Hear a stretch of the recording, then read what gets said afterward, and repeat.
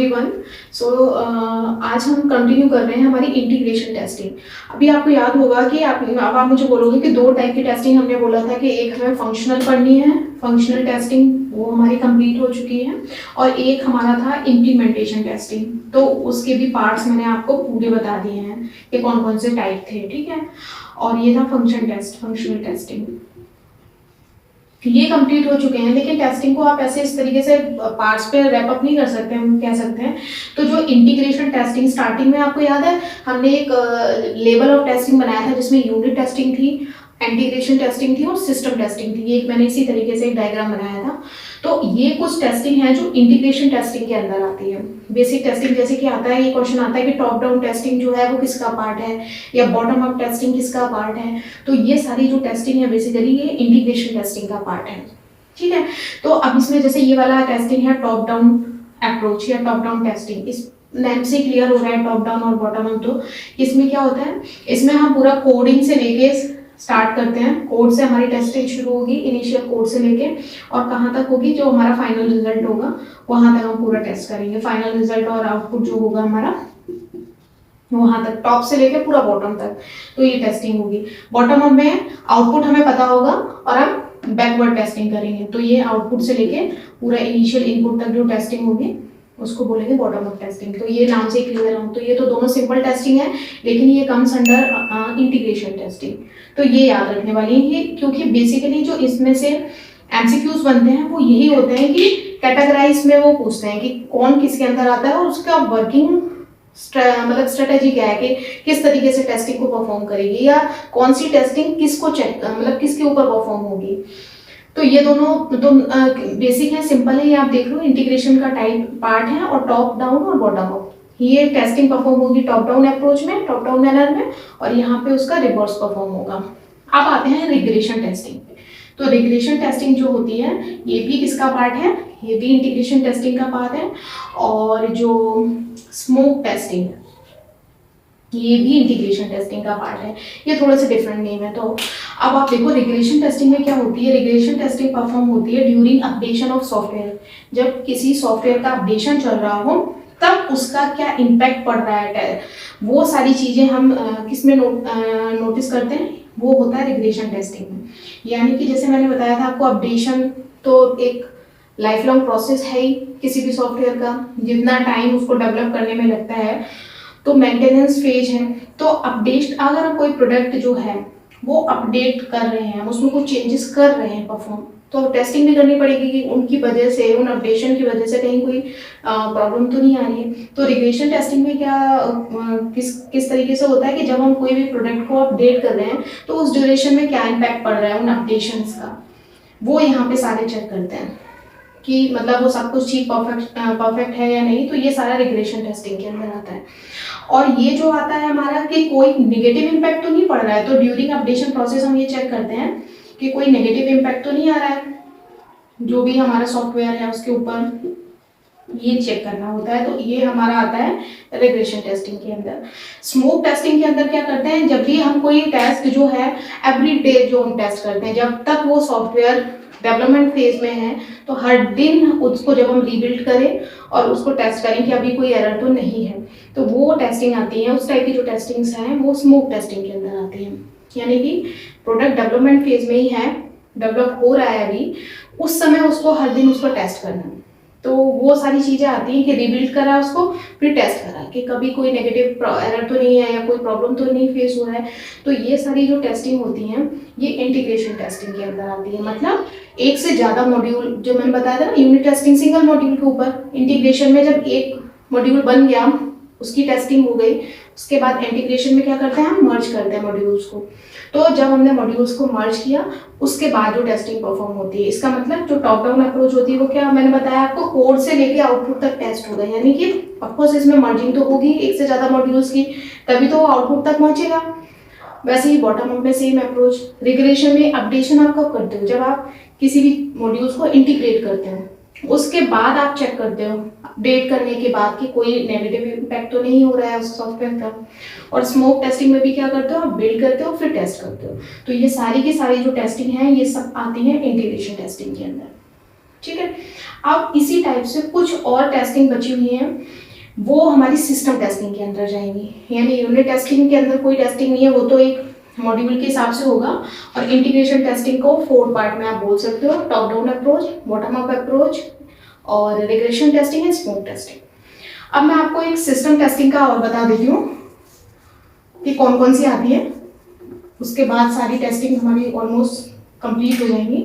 कुछ यहाँ पे हम चार्ट को मैं अपडेट कर देती हूँ, सिस्टम टेस्टिंग का कुछ बचा हुआ है हमारा, तो मैं इसको रब कर देती हूँ। अगर आपको ठीक लगे तो इसको आप ड्रॉ कर सकते हो, ठीक है। इसके बाद मैं सिस्टम टेस्टिंग का ड्रॉ कर देती हूँ, उसमें कुछ 4 टेस्टिंग के अराउंड उसमें बची हुई है हमारी।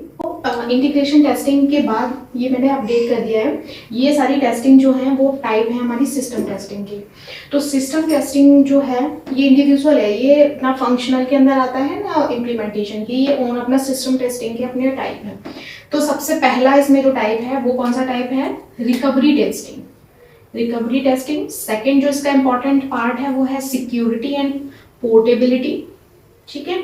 और उसके बाद परफॉर्मेंस टेस्टिंग, ठीक है। तो अब रिकवरी की अगर हम बात करें तो रिकवरी का मतलब यहाँ पर है कि जो भी सिस्टम में इस एबिलिटी होनी चाहिए कि अगर कोई फेलियर आ जाए तो उससे कैसे रिकवर करेगा खुद को, तो system ability to recover from failures.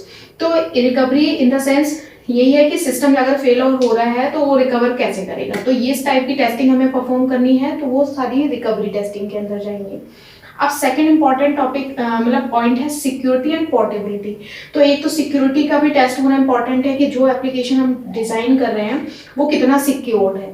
तो सिक्योरिटी सबसे इंपॉर्टेंट एस्पेक्ट है, सिक्योरिटी टेस्टिंग करनी पड़ेगी कि इसमें किसी तरीके का कोई सिक्योरिटी से रिलेटेड फॉल्ट तो नहीं है, ठीक है। और पोर्टेबिलिटी, पोर्टेबिलिटी का मतलब तो आपको पता ही है कि ये हर सिस्टम के साथ में कॉम्पेटेबल हो। जो सॉफ्टवेयर हम डिज़ाइन कर रहे हैं वो स्पेसिफिक ना हो कि ये इसी के साथ में चलेगा। सपोज दैट हम एक ऐसा ऑपरेटिंग सिस्टम मतलब हम एक ऐसा सॉफ्टवेयर बना रहे हैं जो एंड्रॉयड के साथ तो बहुत अच्छे से जाता है या विंडोज़ के साथ तो बहुत अच्छे से वर्क कर रहा है, लेकिन वो आई ऑपरेटिंग सिस्टम के साथ काम नहीं कर सकते उस सॉफ्टवेयर के साथ में।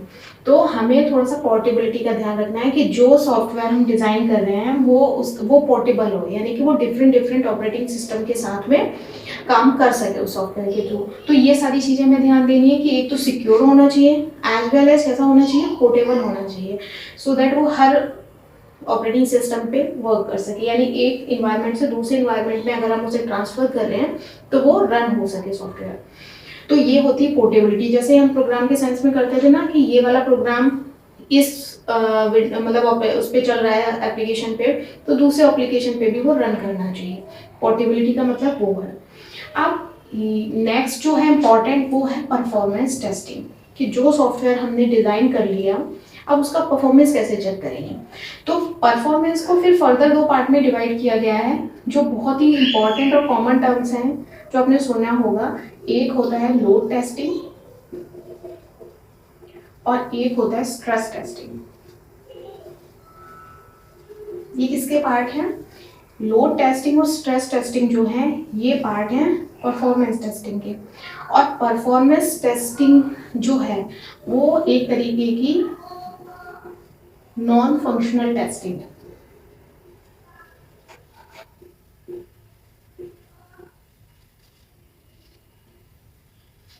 ठीक है, ये याद रखना। तो ये जो है परफॉर्मेंस टेस्टिंग जो है वो किसके अंदर आता है? नॉन फंक्शनल टेस्टिंग के अंदर आता है। सिस्टम के तो आ ही रहा है, लेकिन नॉन फंक्शनल टेस्टिंग होती है परफॉर्मेंस टेस्टिंग, और उसके अंदर 2 डिफरेंट टाइप की टेस्टिंग परफॉर्म होती हैं।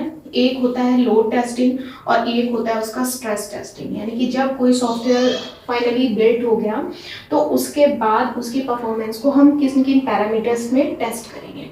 अब ये जैसे सिस्टम टेस्टिंग मैंने आपको बताया था, लेवल्स जब हम पढ़ रहे थे। इंटीग्रेशन टेस्टिंग में क्या था?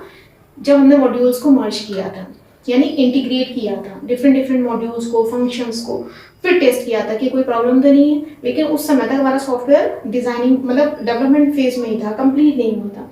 सिस्टम टेस्टिंग हम कब परफॉर्म करते हैं? जब हमारा पूरा का पूरा जो प्रोडक्ट है, जो हमारा सॉफ्टवेयर है, वो फुली डिजाइन हो चुका है। तो ओवरऑल जो सॉफ्टवेयर और प्रोडक्ट हमारा बना उसकी टेस्टिंग, वो कब करते थे, वो होती है सिस्टम टेस्टिंग, यानी कि आपको जो प्रोडक्ट बनाने के लिए कस्टमर ने बोला वो प्रोडक्ट आपने बनाया, अब डिलीवर करने से पहले आपके एंड पे पूरे के पूरे सिस्टम की टेस्टिंग कि हाँ ये सॉफ्टवेयर मुझे मिला था, ये प्रोडक्ट बनाना था, ये प्रोडक्ट सही से वर्क कर रहा है कि नहीं, जैसा एसआरएस में मेंशन है, ठीक है। तो सिस्टम टेस्टिंग करने के लिए हम चेक करते हैं, अगर कोई कस्टमर हमसे कुछ बनवा रहा है तो ऑफकोर्स क्या होगा, वो चेक करेगा कि उसका क्वेश्चन भी होगा आपसे, अगर आप डेवलपर हो, सपोज मैं कस्टमर हूँ, तो मेरा क्वेश्चन ये होगा कि सर अगर इसमें इस टाइप की एरर आ रही तो उसको हैंडल करने का कोई ऑप्शन है आपके पास, यानी कि रिकवरी। अगर सिस्टम फेल हो गया तो रिकवरी के चांसेस क्या हैं, उसके डेटा को रिकवर कर सकते हैं कि नहीं कर सकते, तो वो हमें देना पड़ेगा फंक्शन ऑफकोर्स उसको, कि रिकवरी होगी आपका डेटा, अगर फेलियर आता है तो हाउ टू रिकवर। तो वो टेस्ट हम अपने लेवल पे तो पहले करेंगे कि हाँ भाई हमने जो फीचर्स डाला है वो काम कर रहा है कि नहीं। सेकेंड होता है कि जो सॉफ्टवेयर आपने किसी भी कस्टमर के लिए डिज़ाइन किया, तो सिक्योरिटी आपकी पहली प्रायोरिटी है, क्योंकि उसकी इंफॉर्मेशन उस पर है सारी, तो आपका जो एप्लीकेशन है वो कितना सिक्योर है, सिक्योरिटी के लिए आपने क्या उसमें मतलब यूज़ की है चीज़ें, क्या क्या एप्लीकेशन आपने डाले हैं।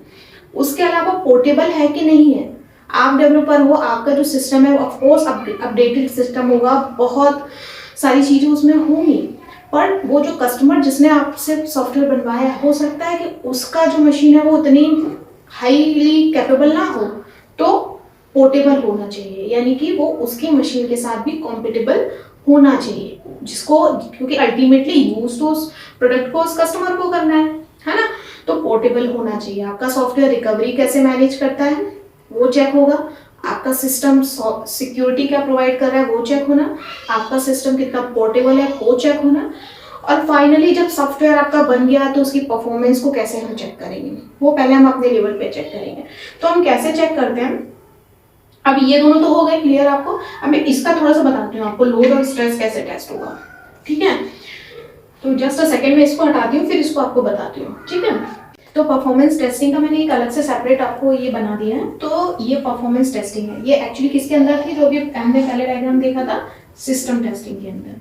तो परफॉर्मेंस टेस्टिंग जो है वो किसका पार्ट होगी, एक तो हो गया आपका सिस्टम टेस्टिंग, और इसी को क्या हम बोल रहे थे, नॉन फंक्शनल टेस्टिंग, ठीक है। तो आप इनमें से कोई भी नेम आए आप उसको देख लेना, नॉन फंक्शनल भी हो सकता है और सिस्टम भी हो सकता है। अब परफॉर्मेंस टेस्टिंग को दो पार्ट में डिवाइड किया गया कि हम कैसे कैसे परफॉर्मेंस चेक करें। अब ये है लोड और ये है स्ट्रेस। अब मैं बताती हूँ इसका मतलब। लोड टेस्टिंग किस तरीके से टेस्ट होता है, जैसे कि हम जब सॉफ्टवेयर बन गया फाइनली, तो हम दो कंडीशन में उसको चेक करें। एक तो जब उस सॉफ्टवेयर के ऊपर सपोज एक वेबसाइट आई थी आपके पास, ये बोलना है ना वो, पेशेंट जवाब दे चुका है, चलो मैं यहाँ से शुरू कर देती हूँ, ठीक है। ओके, तो परफॉर्मेंस टेस्टिंग को देखो मैंने दो पार्ट में डिवाइड किया है, लोड टेस्टिंग और stress testing, comes under non functional testing और सिस्टम टेस्टिंग। अब लोड टेस्टिंग हम कब करेंगे, आपका फाइनल सॉफ्टवेयर डिजाइन हो गया, बन गया, सपोज दैट आपने एक वेबसाइट बनाई, तो उसमें दो कंडीशन में चेक होना है। एक तो जब उसके ऊपर मिनिमम ट्रैफिक है, ठीक है, उस समय चेक करना कि हाँ भाई वो वेबसाइट किस तरीके से वर्क कर रही है। दूसरा ये है कि जब वहां पे पीक पे ट्रैफिक है, वेबसाइट पे बहुत ज्यादा नंबर ऑफ यूजर्स उसको एक साथ साइमल्टेनियसली एक्सेस कर रहे हैं, तो वो समय उसका वर्क किस तरीके से कर रही है। तो यहाँ पे मेनली मतलब क्या होता है कि इसमें दोनों कंडीशन में चेक करना कि जो सॉफ्टवेयर है वो लोड को कैसे हैंडल कर रहा है, कि जब उसके पास नॉर्मल लोड है तो वो किस तरीके से एक्ट कर रहा है, और जब उसके पास पीक टाइम पे जो लोड है क्या वो उसका हैंडल कर पा रहा है या नहीं कर पा रहा है। सपोज दैट अभी कम लोगों के साथ में या कम नंबर ऑफ यूजर अगर एक्सेस कर रहे हैं तो उसका परफॉर्मेंस बहुत अच्छा आ रहा है, लेकिन वो जब उसके ऊपर लोड होगा तो वो किस तरीके से परफॉर्म करेगी वेबसाइट, वो चेक करना। तो इस टाइप से मतलब लोड की टेस्टिंग करना कि नंबर ऑफ यूजर्स जब इंक्रीज हो रहे हैं डिक्रीज हो रहे हैं तो उसकी परफॉर्मेंस कितना वेरी कर रही है, ठीक है। और यहाँ पे मतलब था वर्किंग से नहीं है कि आपने जो बनाई है वो कितना अच्छे से वर्क कर रही है।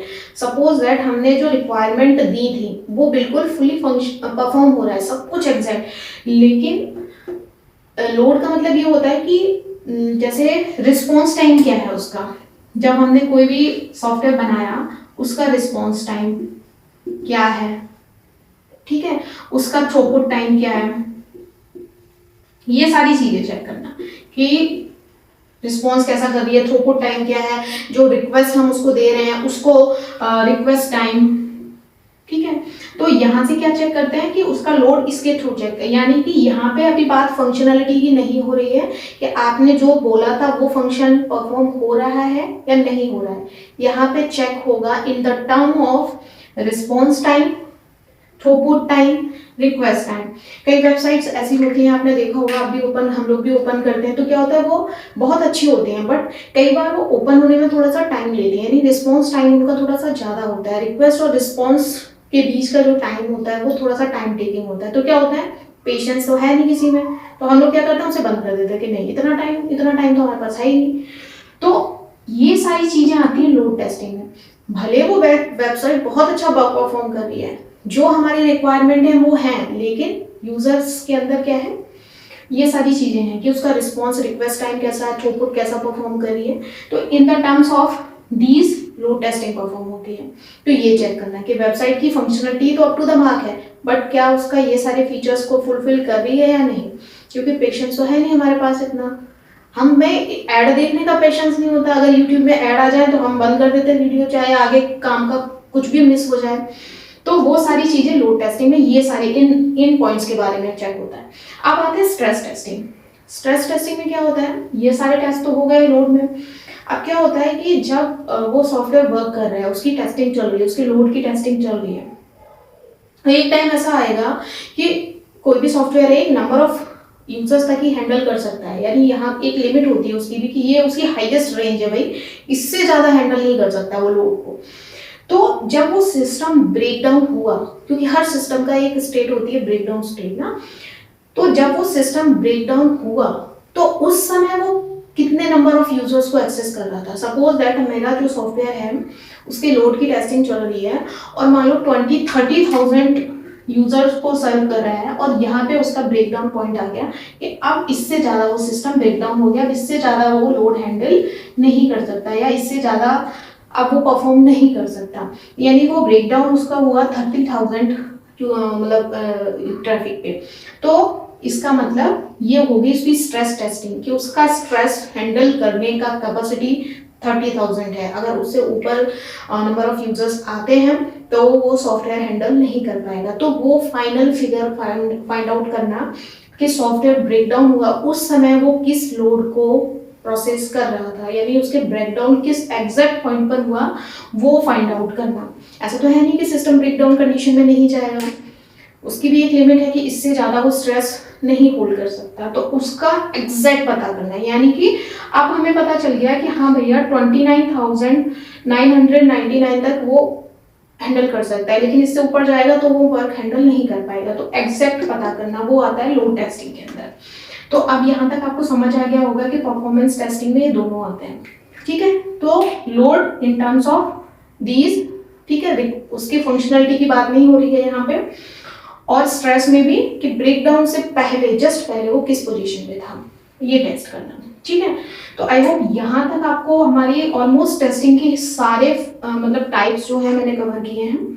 एक बार आप सारे के सारे टाइप गो थ्रू कर लो और कोशिश करो कि एक पेज पे आप कुछ ग्राफ फॉर्मेट में बना लो, सो दैट ये चीज क्लियर है कि कौन सा किसके अंदर जा रहा है और वो क्या परफॉर्म कर रहा है। क्योंकि टेस्टिंग देखा जाए तो एरर को फाइंड करना ही होता है। टेस्टिंग मीन्स क्या होता है, हमने पहली लाइन में देखा था फर्स्ट क्लास में, testing means to find error. तो वो हर टेस्टिंग एरर फाइंड करेगी, चाहे वो लोड हो, स्ट्रेस हो, परफॉर्मेंस हो, हर टेस्टिंग में कुछ ना कुछ एरर फाइंड आउट करने की प्रोसेस है, बट वो अलग अलग है। कौन सी टेस्टिंग किसके अंदर आ रही है और उसका परफॉर्म वो उसमें क्या फाइंड कर रही है, वो उससे उसकी वर्किंग थोड़ी डिफरेंट है, वो आप समझ लो। बाकी मैंने ऑल ओवर सारी टेस्टिंग कवर कर दी है। रिग्रेशन टेस्टिंग एक वर्ड आता है, वो आता है मेंटेनेंस टेस्टिंग के अंदर, वो किसी का पार्ट नहीं है, अलग से है रिग्रेशन टेस्टिंग।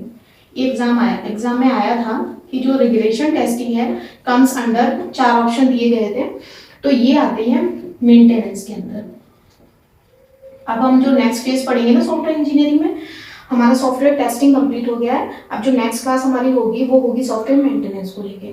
तो रिग्रेशन टेस्टिंग जो है ना वो मेंटेनेंस का पार्ट होती है, और मेंटेनेंस क्या होता है, लाइफ लॉन्ग प्रोसेस, क्योंकि सॉफ्टवेयर को बनाने में जितना टाइम लगता है उससे कहीं ज़्यादा टाइम, सपोज दैट 30% टाइम अगर सॉफ्टवेयर डेवलपमेंट में लग रहा है तो 70% टाइम आप मान के चलो मेंटेनेंस में लगता ही लगता है। तो regression testing is a type of part of maintenance. ठीक है, तो नेक्स्ट क्लास में हम मिलते हैं सॉफ्टवेयर मेंटेनेंस के साथ में। मेरे एंड से मैंने टेस्टिंग को बाइंड अप करने की कोशिश की है, ताकि आप एक बार पढ़िए, अगर किसी को कोई डाउट हो तो आप पूछ सकते हो। Okay, so thank you so much for watching us.